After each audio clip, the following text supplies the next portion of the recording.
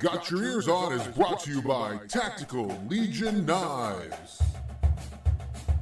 Live from the campus of Tom Radio, under the direction of Guido, Scoot, and Johnson, it's the pride of podcasting. It's Got Your Eers On. All right, everybody, hello and welcome to this week's episode of Got Your Eers On. I'm Guido along with Scoot. You can put it on the board! And Johnson. Labor Day weekend, Guido. Labor Day weekend, whooping it up, having a good time. So I did something this weekend. What'd you do this weekend? A haircut. I bought some new wheels for my lawnmower. Oh, I thought you were going to say for your car, for your lawnmower. I hung it out there for a second to draw you in. You got some white walls for the lawnmower? It felt like a very Labor Day weekend thing to do. So this is serious. Like you've swapped out the wheels for your lawnmower. Yeah. This is not something that normal people do. No, the other wheels are worn out. What? The other wheels are... Who wears out wheels on a lawnmower? I mean, we can go into detail, but... Like, what do you mean wear them out? The wheels are like bald. What? Yeah. What are you doing? Are you running while you mow? You I'm run. getting some mowing How could you done. generate that much friction to... But let me tell you, the reason I brought that up is I had to go find my lawnmower, like... Who orders parts for their lawn? Nobody. Right? I mean, that's how I Right. know I'm getting old, because I'm actually trying to figure out how to order parts for a lawnmower. So, like, find the user manual and, like, okay, well, what is the parts and crap like that. And I came across, like, so I found the manual, and in the back of the manual, you know, I'm, like, scrolling through the PDF. There's a notes page. And I just stopped and I thought, well, first of all, who has this manual after, like, 16th minute after opening your lawnmower, right? Exactly. It's in the and trash. then who's like, I gotta make a note of that. I gotta write notes down. Thank God there's a notes page here. I gotta make a note of that. Well, while I understand the wheels on your lawnmower are important, Johnson, and they are. What's more important is this is a football week. We're playing football this weekend. Yeah, and football was played. And football has been played. Yeah, like It's actual real life football. D1 actual interesting to watch, or at least somewhat interesting to watch football. Marshall played our opponent coming up this week. Yeah, we got to do some reconnaissance. We did get to do some reconnaissance. Interestingly enough, a couple things surprised me about the Eastern Kentucky Marshall game, just right off the bat to talk about. One is Eastern Kentucky, not too worried about them. Just going to go out and say that. Marshall didn't look very Marshall good. smoked them. Two is Marshall allowed fans in the stands, and it just seemed like a regular Marshall game. It wasn't anything like, it was like, oh, it's like their normal fans were in the stand. Well, because there were only about 12,000 of them. Is Yes, that what you there were mean? only about 12,000 of them, yeah. Well, but were you surprised? I mean, I think we talked about this a little bit the other day. They had like limited to groups of 6, I think. Yeah, it was 12,000 fans, and it was groups of 6 together, and then they were separated by I don't know how many ever seat. I thought it was interesting just for the fact that WVU made the decision not to have fans, but yet Marshall's having fans. Well, Yeah. I don't know if it has anything to do with like Morgantown right now is a little bit of a hot spot. A hot zone, if you will. A hot mess. So I'm wondering if that has a factor, whereas Huntington doesn't have the number of cases that Morgantown has. Right. Probably definitely a factor in that you know. I will say though, so they had 12,000 fans in the stands. They did not pipe any crowd noise in. At least it didn't sound like they did. So it was kind of interesting to watch that game on ESPN. Well, the other thing that I thought was interesting, Guido, just really quick, I'm always, Scoot's probably going to roll his eyes, but I always kind of take note of West Virginia guys on these rosters, and I thought it was really interesting that Grant Wells, freshman QB for Marshall, he went to GW. He's from Charleston, and he had a really good game. I mean, now, I guess, you know, now not to take anything away from him, he passed for over 300 yards. I think he had 4 touchdowns. They didn't have any trouble with Eastern Kentucky, but I couldn't tell if that was an illustration of just how bad Eastern Kentucky was or if he was really having a good game. But either way, I like to see, I always think that's cool when we see guys repping the state and starting for programs, and he had a great day. He had a great debut. If I were one to say if Marshall is a good or bad team and I judged it by that one game, I would say Marshall looked really good. I just think that Eastern Kentucky is just, not that good is more of the issue. But so that's who we get to see this week. It was kind of cool to be able to watch that game. Eastern Kentucky, I don't know if they're just staying in West Virginia the whole time. I know Eastern Kentucky's not that far from where they're playing, but back in West Virginia this week against us in Morgantown on Saturday at noon. If you're going to watch the game, it's on Fox Sports 1, so definitely remember to check that out. Guys, so really the thing that came out of watching Eastern Kentucky is they have one really good player, which is Kenyon Dixon. No, I love it when you say names. I know. This last week was a train wreck. He's from your home state. He's a Connecticut boy. Yeah, from he's a UConn transfer. Very athletic people come out of Connecticut, so it doesn't surprise me. He's kind of a high target on the wide receiver side, but other than that, I didn't really see a lot coming out of that Eastern Kentucky team. Johnson. I think it's Marshall's colors and or uniforms that really make me dislike them. Oh, really? That's what it is. Well, it's they look like it's amateur hour with these uniforms. Okay. Like, come on. Like, that's not nobody gets excited about these things. And this Kelly green, come on. Better or worse than purple? Ugh. In your eyes. In your eyes, better or worse than purple? I suppose better, but because there's nothing worse than purple. Just because of your just crazy disdain for purple. Yes. Purple does not look tough. Purple looks like a bunch of grapes. It's hard to be intimidating in purple, yes. Yes. Right. Green you can be, I guess. But One would argue also when you are named frogs. But I digress. So speaking of QBs, though, Guido, we had a QB name. We did. This week as well. We did. So Jarrett Doege is now officially the starting quarterback for WVU. Scoot, does that make you feel better now that we've named somebody? Because, Scoot, you had a huge problem last week. Yes, because now he's got that 8 days to work with the number ones. So I'm real thrilled about that. And you know how that is the week of a game. You practice like Monday, Tuesday, Wednesday's like sit around and watch some film day.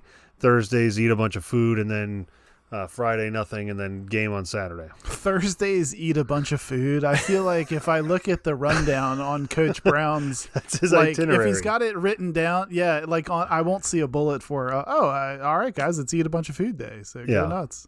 But it also, it kind of was interesting that it coincided, the announcement of him being the starting quarterback coincided with him also being put on a couple of watch lists for preseason awards. Wouldn't have that been something? He gets put on these watch lists and he's the backup. I know, right? What are we watching him do? He's holding that clipboard. And even at that, I was kind of surprised that he was put on some award watch lists just to begin with. But yeah, you're right, Scoot. Like, there's no way at that point, once he's on some of these watch lists. He wore the red and green wristbands really well this week. Right. So that was kind of an interesting, I don't know how that came about, but that was kind of interesting that happened right at the same time that he was put on that list. So do you think there's a conspiracy behind this? Do you think like Street and Sport and Athlon say, hey, listen, we really like to have some influence on putting some people out there. Can you please name him the starter so that it doesn't look stupid for us? Well, first of all, it's Street and Smiths. What did I say? I don't think that they would like go off of prodding from the East Region correspondent of that. I mean, I don't know. Maybe money talks. Maybe. I think it is more to do with that Jarrett Doege was probably the starting quarterback from day one. Are we stringing Austin along? An opportunity to string Austin Kendall along a little bit. Yeah, maybe. And two, I think it was an opportunity for the media not to get wrapped up in anything other than a quarterback battle going on with the program. So let's pivot back real quick to the EKU game here. Marshall played them this past weekend. Marshall beat them 59-0. 59-0. And really didn't let off the pedal until the fourth quarter. Like, Marshall really kept it throttled all the way through the third. And my question to you guys is this. We should be a better defensive team than Marshall. We should be a better offensive team than Marshall. Do we beat them more than 59-0? No, I mean, I'll go first. No, I don't think so. And I don't think that should be some kind of value judgment on, because I think that's what people will now want to do. Oh, well, Marshall beat them 59-0. I don't really think, to me, I can see Coach Brown using this as a game to still like be tweaking things, run in different personnel on and on. You know, you get into the third quarter, you've got a 3-4 touchdown lead, whatever. I can see Coach Brown run in different personnel in and out just to keep feeling stuff out and seeing if he's got people in the right places that he wants. That's my opinion. I can see him using it as like a, you know, maybe some trial and error instead of trying to impress with starters or something. I don't know. I think defensively we're better. East Carolina's not going to score, or Eastern Kentucky is not going to score negative points somehow. So, yeah, it's very possible that it'll remain at 0. The offense, I don't know. I think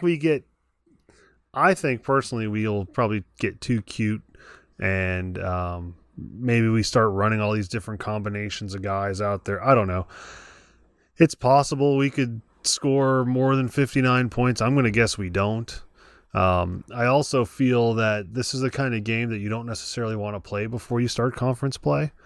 Yes, you want to win, but I don't know that this really prepares, because you're going to see probably the starters for the first half, maybe the beginning of the second half, and then it's probably going to be backup players. Well, I hope so. I mean, I hope that's what happens, but I can just see if you get into the third quarter and you're blowing them out, I don't see any reason to like lean on your starters and continue to wing the ball around. You know, knowing us with the feeling out, I don't know a better way to say it, but of our running backs and offensive line and everything, I can see us still trying to figure out stuff like that. So it wouldn't surprise me if we don't go for some huge score. Are you okay if this ends in the final score something like 42-14? Yeah. Are you okay after seeing Marshall, stack them with 59 and then not let them have anything? Oh yeah, sure. No, I'm totally fine with that. Why? So that would bother you? I'm just saying. I'm not trying to compare. Like, I don't. We've talked about this before on the show. Like, I don't really care about Marshall. I'm not trying to compare us to, but I'm looking at a team like Marshall, which we should be better than, automatically just through, level of play.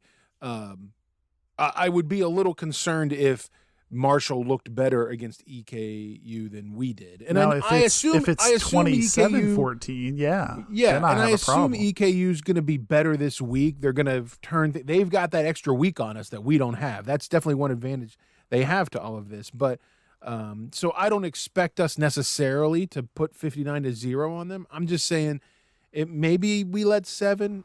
I think 14 I'd swallow, but if we let more than that get on the board, I'm a little worried. Here's an interesting thing. Let's say we do shut them out. Okay. Has there ever been a team that has gone to the midway point of their season and not scored a point? That's a good question. Because Eastern Kentucky will have gone to the midway point of their season because they only got 4 games and may have not scored a point. Hurry up, guys. We got 8 quarters left. 8 quarters left. We got to get something. Could you imagine if they got shut out 4 games in a row? Oh, that's a bad. I'd feel sorry for them. Because who do they play? I wonder who they play. Do you know who they play after us? I do. It's got to be non-conference. Right. I don't know. That's not looking. It's that might be a little rough on them to have. What does concern me is on the offensive side for WVU. I was looking at the returning stat leaders. Okay. Yeah. Okay. Letty Brown had I think like 367 yards rushing. Okay. Close to 400 yards. Not too scary if you're an opponent, right? Like, oh, okay, this guy played the whole season. He only had 367 yards. Okay. Austin Kendall was second in rushing with like 81 yards.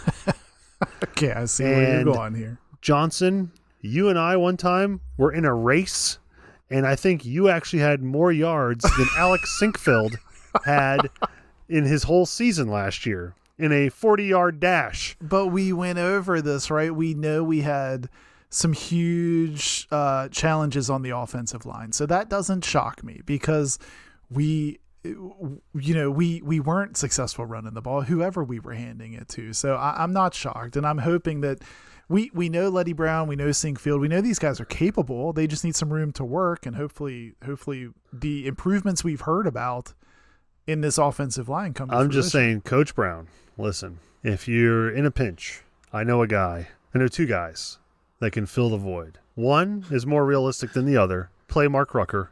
And two, I got a guy here, Mr. Johnson, an alum who's still got some eligibility. I mean, I do have all my eligibility. He could be a grad transfer. He can come back. Could you be a grad transfer? Come back as a grad transfer. He's got another year. Me, I guess, right? Technically. I don't think he's got the legs for it, though. I'm just going to go out on a limb and say that. You got to remember, though, guys, last year, Kennedy McCoy was on the team, and he had the most rushing yards. Slight detail that we're missing. But that was still only 391 total rushing yards for the year. So it was a little bit – the running game last year, I will say, was a little you remind me of I guess, an older – I guess can't be a younger – an older Tom Rathman.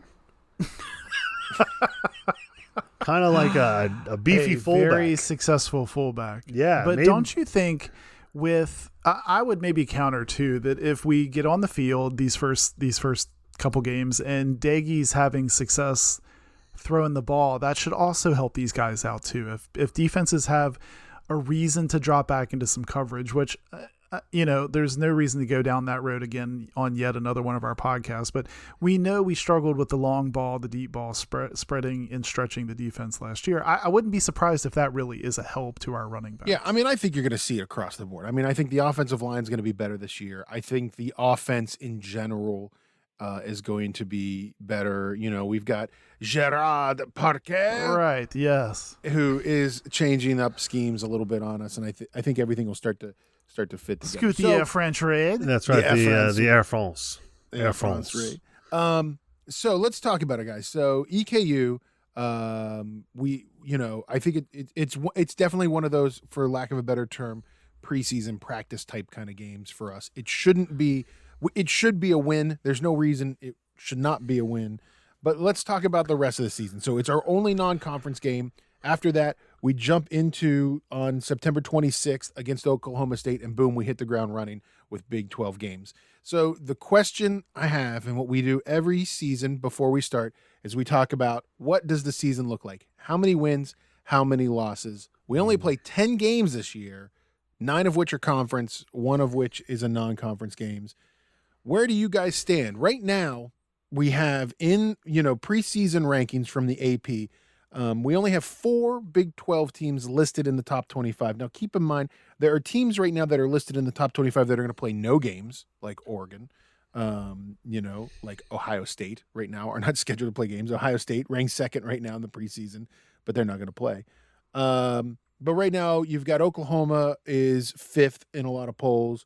You're seeing Oklahoma State is 15th. You're seeing Iowa State being ranked as well. Texas is ranked 14th. Iowa State in the 20s in a couple of different polls.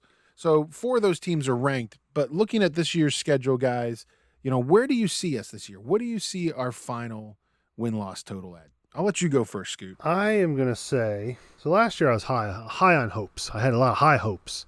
Yeah. I was the glass half full guy. 8 wins. You were like, you thought we were going to have 8 glass wins. Half full. You guy. were like the glass 9/11ths full. Okay, well, I'm going to tell you right now. I'm looking at a 4-6 record. Okay. 4 wins. Okay. All right. That's interesting. So what are the 4 wins? Eastern Kentucky. Yep. Okay. Kansas. Okay. Kansas State and TCU. 4. Those are the 4 wins. 4 wins. Okay. All right. Johnson, I'll let you go next. Yeah, my first, my gut reaction is to go exactly opposite of Scoot, and I'll tell you why. Because when I look at this schedule, and I think it's actually kind of unfortunate, but to me there's 2 seasons here. Yeah. There's the season that runs through the end of October, so through Halloween, and then there's the season for the month of November. in that first week of December. So to me, this schedule is so backloaded. Because if you remember the end of last year, Jarrett Doege comes in, Guido. We rattle off 2 of 3 wins. We beat TCU at TCU. And we almost pulled off a win against Oklahoma State at home. So these games, so let's just, like, Scoot kind of already went through there, but EKU, Oklahoma State, Baylor, Kansas, Texas Tech, Kansas State, that's who you play pre-November. Pre-Halloween. November now, you go Texas, you're at Texas, TCU, Oklahoma, and Iowa State, who, even though they're ranked, I think is really being undervalued right now. I think Iowa State really has a good team, and you have to go to Iowa State. So I almost feel like these first 6 games are the winnable games on the schedule, and the last 4 games are the ones that are a super big challenge on this schedule. So I don't know that it's going to go half and half like that, but I see 6 winnable games, and I see 4 games that I think we're going to have. And I'm right there. I'm that was my breakdown as well. My breakdown as well is that you're going to see West Virginia possibly go 5-1. I think in that first set of games. I think they lose to Oklahoma State in Stillwater. That's the one in my mind that could be the biggest trip up. I mean, now look, all the Baylor, these would all be good wins. These are all good teams. Like, don't get me wrong. But if I'm like, which one do I think is a definite push? I'd look at Oklahoma State in that first half. Yeah. So, I think Oklahoma State's going to be a tough one on the road. The first travel game, Baylor at home. Baylor's got a new head coach. So that's all, that's good on our end. Les Miles still isn't turning things around against Kansas. And Guido, don't you think too? I mean, you've got Baylor and Kansas State all at home as well. Right. So even though you don't have fans in the stands, I like being home for those games. Yeah, I like you don't have to deal with the travel. You don't have to deal with whatever craziness goes with it. I think we can take Texas Tech, towards the end of October there, and K-State at home. Then we, like you said, then we get into November, and I'm not sure we can win any of those last 4 games. I'm excited, even though, by the way, the West Virginia this week put out their program, the digital program this week, and they put the Oklahoma game as an away game. But correct me if I'm wrong, that game is in Morgantown, right? Yeah, right. Yeah, I don't know why it says at Oklahoma, but yes, because last year we had the Sooner crash. Right, exactly. Last year was the year that's right, Scoot. Holy cow, that was terrible. It was crazy. But those last 4 games, I think Texas is going to be good. I think we could beat TCU, but I don't think TCU is going to be bad. And then I think Oklahoma is going to be a tough win, no matter when you play them and where. I hope there's fans in the stands by that point. It would be wonderful and helpful for us in Morgantown. That is a wild card, isn't it? That actually changes the conversation a bit if you can get some fans in the stands late in the season. And that's also, I'm pretty sure that game is the Friday after Thanksgiving. I think you're right. That Oklahoma game's Friday at like 4:00 after Thanksgiving. And then you play December 5th, you play Iowa State at which it will be like playing in like tundra conditions probably, right? I mean, that's going to be a rough go. So right now I'm going to say, I'm going to go out and I'm going to say I see 5-5. Okay. 5 wins, 5 losses, 500 on the board. Look at me being the optimistic person out of the group, Scoot. I'm not sure you can take any of those games in November. I think 4-6, and that's a lock. Wow, so this completely opposite of last year, guys. Like, total flip. Last year, I were very like, I don't know about this, and you were like Orange Bowl or something. I just think for me, I feel like we're playing with at the quarterback spot. I feel like we're playing with used parts. Like we went out and got maybe a late '90s Buick Regal. See, I think you're. I gotta say I completely disagree with you, Scoot, because I think that you're not giving Jarrett Doege a chance. A late '90s Buick Regal. He's no Buick Regal. He's only a sophomore, for Pete's sake. He's not the Plymouth Sundance of He's college football. He is a Chrysler Spitfire or whatever that thing was. It's Chrysler a Dodge Spirit. Oh, I don't like this at all. I tell you, man, I disagree. I think we gotta go with a young buck, somebody that. How do you say that? You watch those last 3 games. He looked great in those last 3 yeah, games. come on. Yeah, well, what are we comparing him to? Austin Kendall, who Exactly. Well, which but the team seemed to have a lot more energy. I mean, come on. At the end of last season, listen, Austin Kendall could be a good kid. He seems like a very nice boy, but he throws the ball like I would with my left hand. Like that sucker floats. So anybody that doesn't float one is going to look like freaking John Elway. I hope Austin Kendall listens to this show just for the fact I want him to challenge you at throwing a football. I just want to see that happen. You don't want this smoke. Right. Boom. Yeah, I'm sure. And I hope Jarrett Doege lights up the scoreboard. I hope he does too, but I don't have a good feel for it. They let me down last year. I took one on the chin. I was there, praising them, screaming their name from the mountaintop. Can I be honest about when you look at quarterback transfers, like you look at a guy like Austin Kendall who transfers from a program like Oklahoma to West Virginia after being the backup for Jalen Hurts and playing in this big program, and then you look at a guy like Jarrett Doege who came from Bowling Green. Is that correct? That's right. He was at Bowling Green, and I think there's more. I think when you see a kid transfer from a school like Bowling Green into WVU and take over that quarterback role, I think there's more of a fight and there's more energy in it for him to begin with. Austin Kendall came from a program that was already touted and very high end. So you think it was like in his mind almost a step down? Well, probably in his mind, yeah. Yeah, I mean, in some ways it was. Let's be honest. Oklahoma is a perennial top 10 team, and where WVU is not. But you can look at Will Greer. True. Will Greer went from Florida, and he made the most of the opportunity. But he also had extenuating circumstances. It wasn't just a straight up transfer. It was kind of I've got to prove myself that, Yeah. But speaking of the program, real quick, you're talking about the digital program. Yes, I was thumbing through the digital program, and I came across a page.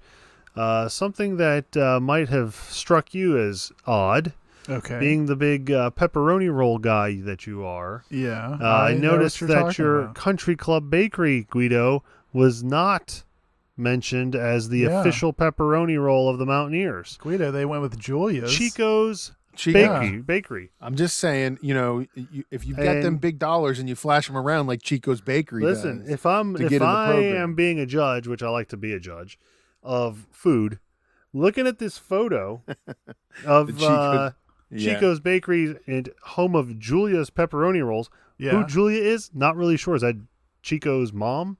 Maybe. Anyway, these pepperoni rolls look tasty. Yeah, they are. They're the ones that Guido and I got in the Coliseum when we were there last fall. Yes. I'm looking at the same. It's on page 17 of your digital program. Right. I'm looking at the same picture, Scoot. If you're following along in your digital guide. Scoot, I have a question for you. Yes. If you're going to eat yourself a nice, tasty Chico's Bakery Julia's pepperoni roll, are you going to slice a tomato to go with it? No, and I'm not slicing my pepperoni roll in half either, like they have here. However, what I do see is slices of pepperoni, which I prefer. I don't want your pylons of pepperoni. And I noticed some cheese, which is what everyone wants in their pepperoni roll. Yes. Whereas what did we call maybe them Country Club? At the Chick-fil-A tailgate last year? Columns Yes. of pepperoni? Your friends at Country Club are like, I don't know, they've got some sort of aversion to cheese. Listen, no, they don't. So listen, here's the difference. The Chico's, all right, I'm going to say it. Here we Chico's go. Pepperoni rolls. You've triggered Guido. Here you ready? You got me mad because I'm a Country Club Bakery purist. They are the original. They are the best. Here's the difference. They got no Julia. Country Club Bakery. Let the man talk, Scoot. Chico's here is the lazy man's pepperoni roll. And you want to know why? Here's why. The correct way to eat a pepperoni roll is you slice it, you put a piece of provolone cheese in it, all right, a little bit of provolone, and you put some Oliverios, either sweet or the hot. It's up to you if you like the hot pepper or the sweet peppers. Okay. Oliverios peppers in it, all right? You look at Chico's here. Chico's like they've got 3 great varieties, is what they say. They've got the double stuffed pepperoni. Right. They've got the pepperoni with cheese, Which is what Scoot would go with. and then they've got the pepperoni with hot pepper cheese. Okay. So here's my problem, Scoot. That's all lazy man stuff. You got to do the work on your own. Listen. That's what a pepperoni roll's about. It's about the coal miners working. No. It's working Yes, man. okay. It's blue Listen. collar Working man's food. food. Let's go back Come to on. that, right? You think the working man, the coal miner who's got all the coal That's exactly what they did. soot on his hands, he's going to cut it up, and then he's going to put some sort of like That's exactly what they did. some relish or some Back jazz. in the 1920s, it's he's gonna 100% lay what what's he going they to bring did. out the You toaster? don't He's going to bring out the know. toaster oven, put his provolone on a sliced pepperoni roll, and then stick it in there, and That's then exactly lay what they down did. some salsa or something on it. No, that's ridiculous. Salsa. You want Listen, a pepperoni Go roll? back to New York's frying pan hat. You don't know nothing about pepperoni rolls. I love this fight. Fresh out of the bag. You're eating a pepperoni roll fresh out the bag. I love this fight. I don't want to hear it. Well, you know Kim, nothing. the next time we do a Got Your Ears On weekend game, do you think so? Cousin Frank and Uncle Mark will have to bring some of the Fixins? stuff that you're taught. The Yeah, fixins. the fixins. Who puts if you fixins on a pepperoni roll? You're supposed to eat it straight out the because bag. that's how it's done. Because I'm interested. I want to do this Guido's We'll way. definitely and, do it right. Have a taste test. Make sure when you're in You're the coal ridiculous, mine, you got your toaster with you just in case, so you can heat that provolone. Lazy man. What do? Stick it in their armpit? How'd they heat Lazy that man provolone? pepperoni roll. How'd they melt it?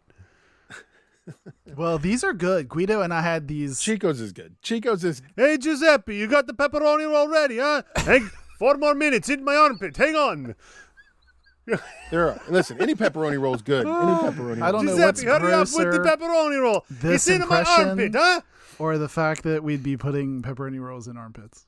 Hey, so let's just get to talk about football again, like sports, like what this podcast is supposed to be about. You chooch. Right. Yes. Back to yes. Going back to the program, I don't know if you noticed, but the Stills brothers, by the way, are got lists and lists of awards and Yes. preseason things that they're up for, including they're both up for the same defensive line award in NCAA.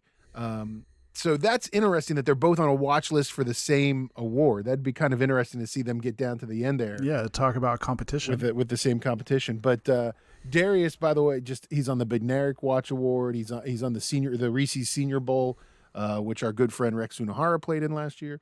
So there's a lot of award and hype around Darius this year. But good to see Dante get some stuff as well, guys. So EKU this week, I wanted to talk about season opener games.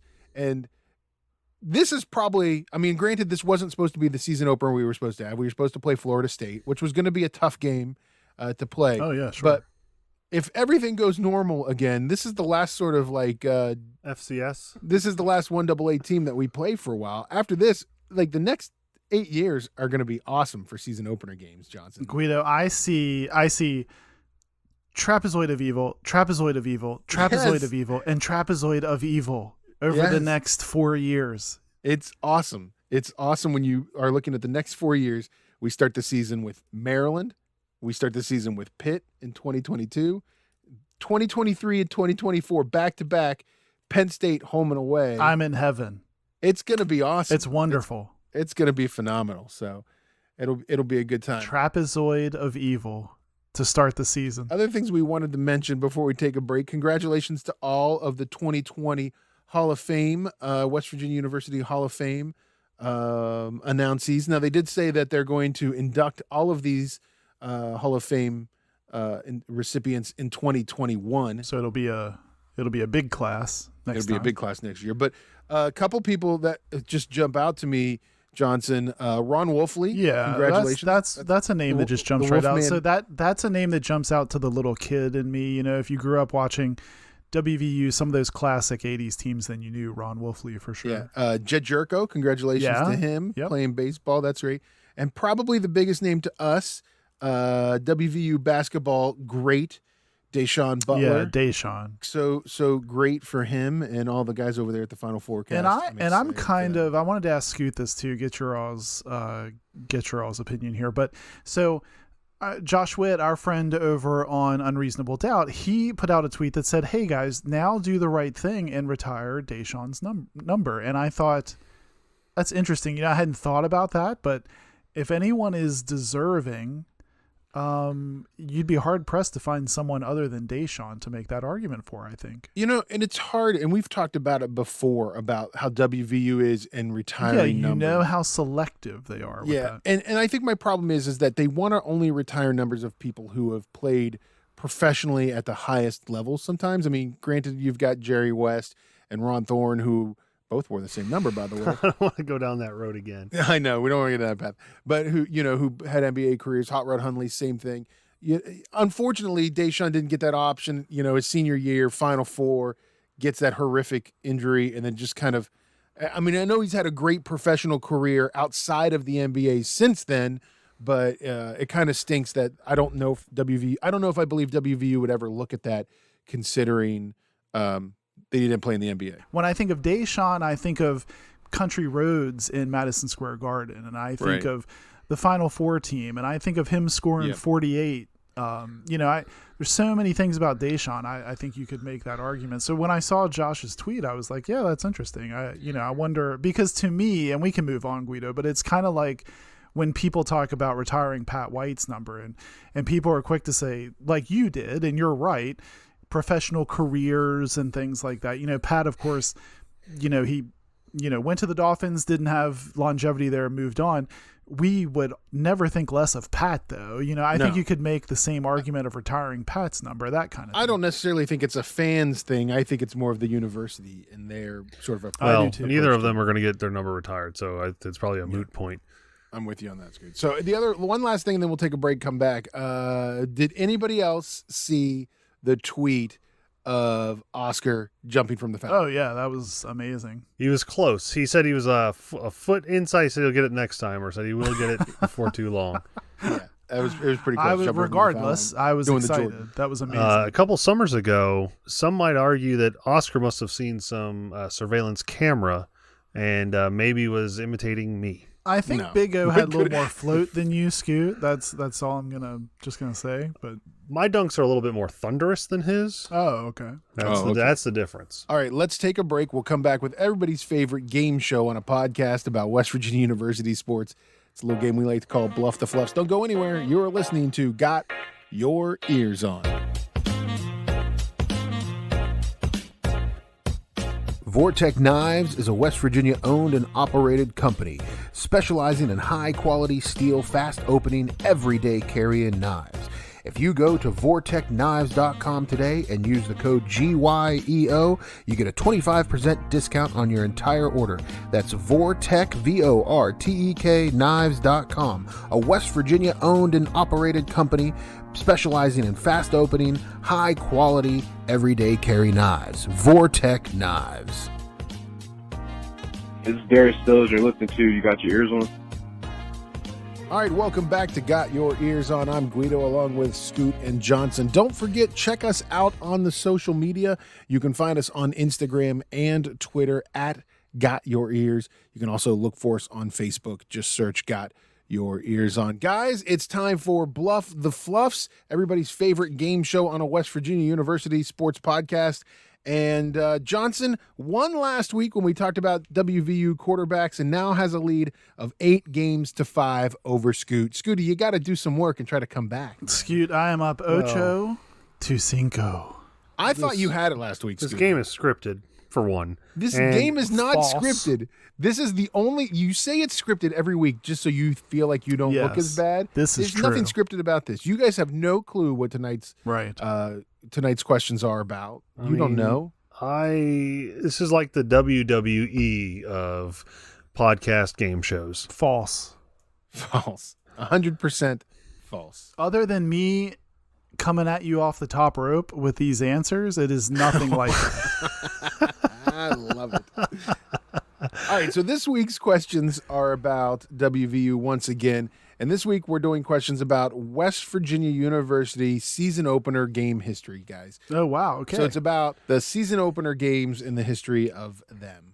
All right, are we ready? Oh, yeah. Hopefully none of them are about Geno Smith, because I demonstrated last week that every time I think the answer is Geno Smith, it is not, in fact, Geno Smith. Well, there are no questions specifically about Geno Smith this week. All right, so as always, before the game, guys, we just want to remind you that a correct answer is worth 5 points, a steal is worth 10 points, and the final bluff is worth 25 points.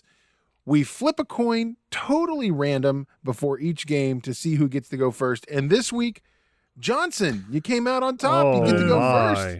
Boom. Not again. All right, Johnson. So this first question is to you. Don Nehlen is the winningest coach in West Virginia history with 149 wins in his 21 seasons. Okay. His first game as head coach was in 1980, which was a win against which of these teams? Was it Pitt, Georgia, Cincinnati, or Maryland? Guido, John Denver sang at halftime of the win against Cincinnati. That is correct. Cincinnati was his first win for 5 points in 1980 in the new Mountaineer Field and everything. It was a fancy day for them. Fancy day. All right, Scooty, so you're down 5 points to nothing, and Johnson has the lead, so this question's to you, Scoot. Which of these teams has West Virginia played the most season opener games against? All right? Yeah. The most games. All right? Home or away, doesn't matter. Which of the most games? Is it Pitt, Maryland, West Virginia Wesleyan College, or Richmond? Well, I don't think it's Wesleyan, so I'm going to go with Maryland. All right, Scoot, you're incorrect there. Johnson, the steal to you. Is it Pitt, WVWC, or Richmond? It hasn't happened in a long time, but I think the answer is Richmond. That's also incorrect. The most season opener games have been played against West Virginia Wesleyan College. Oh, wow. Really? They did. They those old Greasy Neal days, played for like 10 consecutive years in the 1920s as their season opener against the Bobcats. So nobody gets a point there. Scoot, remind me again, where did you go to undergrad? Well, it was I started at Castleton State University in Vermont. Oh, yeah, that's right. Yeah, okay. And then I transferred to West Virginia Wesleyan College. Where you ultimately graduated? Yes, you could say that, yes. Okay, just wanted to make sure on that one. Yeah. Okay, so, not throwing any softballs. No, at CB Ross Field. You think that some wins came at CB Ross? Maybe a couple of those wins. I think Wesleyan actually has won like 3 games, and they've played them like 23 times. So interesting. All right, Johnson, you still have the lead 5-0 over Scooty. This question goes back to you. All right. In 2001, West Virginia University got a new head coach for the first time in 21 years in Rich Rodriguez. Rich Rod played his first game against this and lost it. He played his first game against this Big East foe. Was it Virginia Tech, Boston College, Miami, or Syracuse? I honestly do not remember this. I'm trying hard to remember this. I think I distinctly remember, I feel like I remember Virginia Tech happening later in the season. I'm going to go with Boston College. That's correct. Rich Rod in 2001 lost his first game as WVU's head coach against Boston College. Johnson continues to lead 10-0, and Scoot, we're back to you. West Virginia lost to an SEC team last season, Missouri, right? Remember that? But the last time that they beat an SEC team was in a season opener. Which SEC team did they beat in a season opener? Was it Mississippi State, Kentucky, Tennessee, or Texas A&M? That's a tricky one. I'm going to go with Tennessee. That's correct. WVU beat Tennessee in the season opener in 2018. And Letty Brown had a really good game that game, Scoot. So I think there's opportunity here in this running back rotation. You just have to be patient, I think. Patience, Scoot. Patience. All right, Johnson, question is to you. You still have the lead 10-5 over Scoot. And here we go. Which of these modern day, so we're not back in the Greasy Neal 1920 days. All right. Modern day, so 1960 up. Which of these modern day coaches, not counting Neil Brown, is the only WVU head coach to go undefeated in season opener games? Was it Dana Holgerson, Frank Signetti, Bill Stewart, or Bobby Bowden? Opening day games. Well, I'm really not sure about this one, but I'm going to go with Coach Stewart. That's correct. Coach Stu was the only one. Bobby Bowden lost one game in all of his years coaching at WVU in season openers. Frank Signetti lost one as well. Dana Holgerson lost like 3. Bill Stewart went as undefeated. Johnson, 15-5 right now over Scoot. Scoot, last question is to you before final bluffs. You can close this gap a little bit. It's become practice for WVU to play their season opener at home against a team like EKU or JMU, or at a neutral site like Alabama or Tennessee a couple of years ago.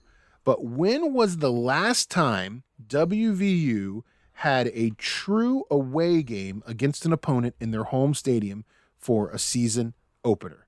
Was it 2010 against Marshall, 2001 against Boston College, 2005 against Syracuse, or 1996 against Pitt? I am going to say, who was the 2001? Boston College. That was Rich Ruggs. I'm going to say 2001 Boston College. That's incorrect. Johnson, to you, was it 2005 against Syracuse, 2010 against Marshall, or 1996 against Pitt? Well, that'd be 2010 Marshall, I think, Guido. That's incorrect. That 2010 Marshall game was the second game of the season. I think they played Coastal Carolina first, if I'm not mistaken. It was 2005 against Syracuse. We played the season opener at the old Carrier Dome, where it's never cool. It's always warm. And it's named after somebody who created air conditioners against Syracuse in 2005. Yeah, How ironic. All right. So we go into final bluffs. Johnson has a 10-point lead, 15-5 over Scoot. And we leave you with this question, guys. But first, we need to know, what are your buzzers going to be this week? As you always have to pick your own buzzers for this. Scoot? That's like half rooster, half horn is what that sounded like. All right. So Scoot's got a buzzer. Johnson, what do you got for us this week? Stills. Okay. All right. Going to the Stills brothers. Stills brothers are going to have a huge opening game here upcoming. I like it. So here we go. Final bluff question, guys. Buzz in to win. In the 1973 season opener, All-American Danny Buggs ran back a 69-yard punt against this team to win the game with 6 seconds left. Old Bugsy. Was it Maryland,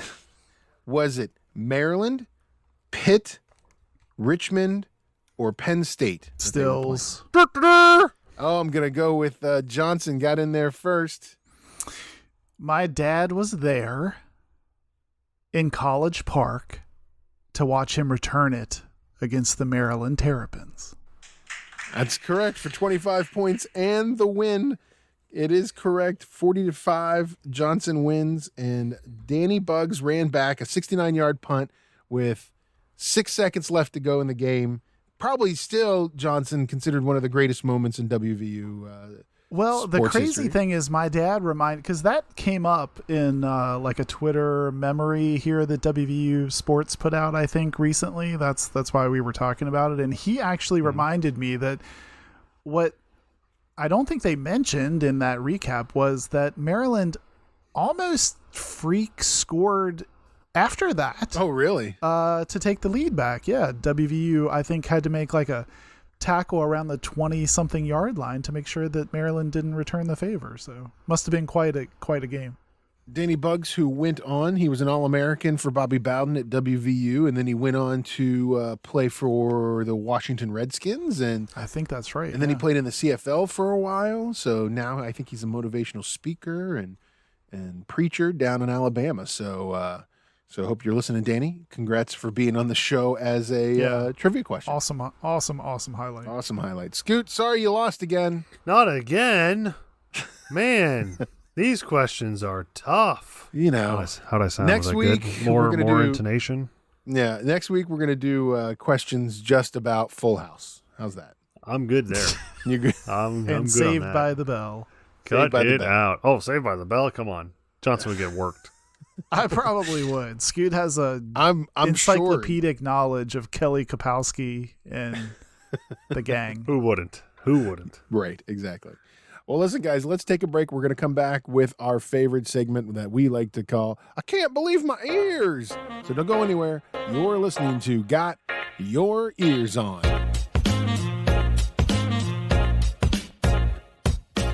Tactical Legion Knives, a West Virginia owned and operated company that specializes in heavy-duty tactical knives and gear for the professional warrior, the weekend warrior, and the outdoor warrior.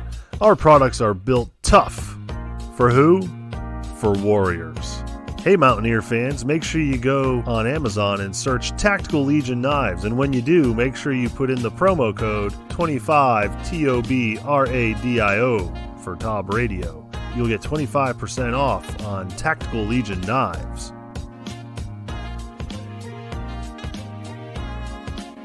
All right, welcome back to Got Your Ears On. Guido along with Scoot and Johnson. Hey, don't forget, check out our website, gotyourearson.com. It's sort of like the hub, everything about us. Johnson, you can find out everything we talk about each week, right? Yeah, everything. Every week we put up the blog post for the latest show, and we include the show notes and the links to everything we talked about, usually including some stuff we couldn't even get to. So check it out.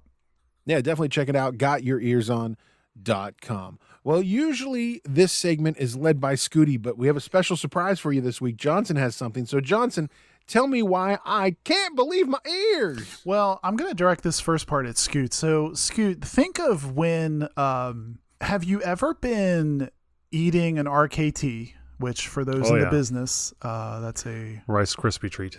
Yes. Have you ever been eating your RKT and you've ever thought to yourself, you're looking at it, and you've ever thought, I wonder what this would look like if I just squished it really hard? Can't say that I've ever really thought of that, but I imagine it would be. Have you thought about that with any food? Yeah, it'd be a mess. I think it would be a squishy mess. Well, if you'd like to explore that further, I submit to you the Twitter account that I came across this week. Maybe some of our listeners have already seen this, but this was a first for me. Scoot, gripping food with force. That's the name of the Twitter account? That is the name of the Twitter account. You can go to it at gripping food. What? And you might, like me, think at first. So when I first went here, I was like, oh, this is totally stupid. And then what you realize is then you fall into this rabbit hole, and like 10 minutes later, I had scrolled through 20-something pictures of people gripping food with force. This is a thing. So the first one that got my attention is someone squishing a Starbucks coffee in their hand, which, number one, I would think is super hot, right? I guess they let this cool down first. I don't know, maybe not. Secondly, anytime I've gotten something at Starbucks, it's way too expensive to just squish it up in my hand. Like, that feels like a big waste of money. But I think I'm looking at the wrong Twitter account right now. I think I looked at that wrong Twitter account as well. I don't think that's it. I Those don't weren't think the that's... things we're talking about. I looked at that same one. I was like, what in the world are you looking at, son? This is not for... I looked at that same one. I know exactly what you're I feel very... Anyway, did you go to at gripping food? yes, but somebody took one of the O's and made it a changed it to zero. a zero, and it's definitely has nothing. And it is way different. Oh, well, we need to make that known up front. Like, don't It is. go to... You're going to be sending people to bad stuff. What are you doing? Well, I didn't know that. I didn't go abort, there. abort. I didn't go to that, whatever you're talking about. It's, yes, gripping food, all letters, no numbers. Well, why would you put a number in there? Don't We do did that. it. It's the first one that pops up. Yeah, it is. It was the first one that popped Well, then, up. I mean, I didn't investigate it. I just went to this thing. So that the I just first told you one, about. so I pull up the at gripping food, and the first thing I see is he's like, this person is at a restaurant, and Looks like a he's got a steakhouse. steak. He's at a steakhouse and he's gripping a steak. Is this a thing? Is this a thing I never knew about? That's the thing. I could not believe my ears, Guido, because I didn't know this was a thing. But apparently, this is a thing. Is this the same guy that grips every food? I think it might be. He's got a tattoo. No, he's got like not, a yeah. gripping... On that one hand, it's a tattooed person. I don't know. I think it's other different people also like submit what they've gripped with force. Hopefully food and not this other account I'm now Oh my God. terrified we're going to send people to. Please don't go to the whatever that is. What possesses somebody to do this? I Why would would not you- want to do that. Why would you want to? Did you see the one with the maple syrup? Yeah. Yeah, that one made me not want to look anymore because why is he in a bathtub? Why is somebody doing this to a block of cheese? What's wrong with these people? Oh, really? Where's that one at? What's wrong? This is perfectly good food they're ruining. It looks like they're doing it to some ho-hos on this one. Some Totino's pizza rolls. Clone Dog would like this one. They're doing it to some Skyline chili. I see that. I see that. What? So I have a lot of questions. So I have a lot of questions to start with, Johnson. Okay. One is, I think, probably the most important question that everybody's concerned about. How did you find this? What were you doing that you found this? Somebody in my timeline liked it, and I was like, what am I looking at? And I clicked on it, and that's how I discovered it, which explains a lot of my Twitter usage, to be honest. You could ask me that on a lot of things, and I'd say, well, someone else liked it. I'm surprised at the pictures of how many people are doing it like in their vehicles and making a mess. Yeah, why would you do that? Why would you do Why that? would you do that? Like, are their hands clean? Are they going to eat this later? Are they going to eat it? That's my question. You've just gone to Wendy's and bought a Frosty, and now you're squeezing it. Are you going to eat it now? I feel like I just put it to you as I saw it, so I have no other explanation for what's going on here other than I could not believe my ears. So I'm just submitting it as something weird that we saw on Twitter. Scooty, is this something that you would ever think to do? Never. No. Like, and I'll be honest with you fellas. This won't surprise you, my OCD nature. I am a very clean and tidy guy Yes. This is not something I do. Like, it's crazy. Sometimes I'll eat French fries with a fork. Like, I'm that guy. Wait a minute. Let's unwrap this a little bit. You're a friend. Like, is this like if you go to McDonald's and you get a fork? No, and eat a French not fry? McDonald's, but like if I'm at a restaurant or something and I don't really You're talking about like fancy fries, like the big fancy steak fries type of thing. Yeah, like okay. I don't want to get my mitts all greased up or whatever. Not that I'm going to be like shaking hands with somebody or doing so. I don't know why, but sometimes if I'm mid grilled swordfish, Sure. and the French fries are a side, Right. like they would be during my quarantine meal, Okay. I would maybe use my fork. All right. For me, it's maybe faster than putting the fork I feel down like and getting I feel a like fry. you might be are you a fork with your pizza kind of guy? I feel like you might do this. No. That you can't eat pizza with a fork. But I am a clean guy. This website here, they're squishing the food. Do you fold the pizza when you eat the pizza? Are you New York style folded over? Only if it's like a New York style. Only if it's a Yeah, I mean, maybe you fold with force. No. I mean, When Scoot, I maybe- fold, it is maybe a you fold with 3-finger. force. It's a 3-finger fold where I've got Okay. my ring finger and my thumb are under the pizza. My Okay. index finger is on top to give the fold. I feel like you're showing me how to throw a Yeah, split I- finger, but Give like the fold. You give it the old I fold. give it the old I give it the old 3-finger kaya. I want that to be your Bluff the Fluffs Kaya. buzzer next week. Your kaya. 3-finger kaya. 3-finger kaya. I'm with you, Johnson. I'm not sure what's wrong with these people. Well, I in bring this- it up to you guys because I didn't really Twitter. know what I was looking at, and I've now scrolled through, and I still don't really know what I'm looking Like at. But one of it's- those pictures is a guy who is squeezing a buffet pan full of rice. right. Like one, that's a gigantic mitt to be able to get your hand around a buffet pan. But you admit though it draws you in, right? It's like it's kind of like, It's what am I looking very at? odd. What am I looking at? It's definitely like, what am I looking at? Why are people doing? Like I don't understand why. What possesses? Yeah, right. Right. What goes through your head? Like, what makes you look at like a tray of rice and go, I should squeeze that. I don't know, but he has 310,000 followers. Oh, that's depressing. Well, that's just like, can I also say, let me take a real quick dive here. It is depressing that would have that many followers. Also with a lot of followers is the Morgantown Snake, who was loose last year. Right, I with remember this. 3,400 followers. It's A right. freaking fictitious snake Twitter. Has more followers than us. Well, Guido, I could not believe my ears when my eyeballs saw this, so I just had to Well, share. I still, like I said, appreciate it. I've looked at it. I still don't really know what's going on here. I appreciate the share. Guys, I'm excited that football season starts. Next week's show is going to be great. We're going to be able to deep dive. We're going to have a game that we're going to be able to break down. We'll Yes. see some players actually play. We'll have things to talk about in relation to actual sports event with WVU. So that's exciting. I'm really looking forward to it. Yeah, it's going to be great. I'm excited. So make sure you tune in. Tell all your friends to listen, like, and subscribe. We appreciate everybody listening. We appreciate all the thank yous and all the well wishes that we got for the 1 year anniversary last week. Thanks to everybody who gave us a shout out on Twitter and Instagram and Facebook. We really appreciate it, guys. And don't forget, check us out online. You can find us on all those things at Got Your Ears. You can check us out on our website, gotyourearson.com. We'll see you guys next week. Thanks for listening. You've been listening to Got Your Ears On.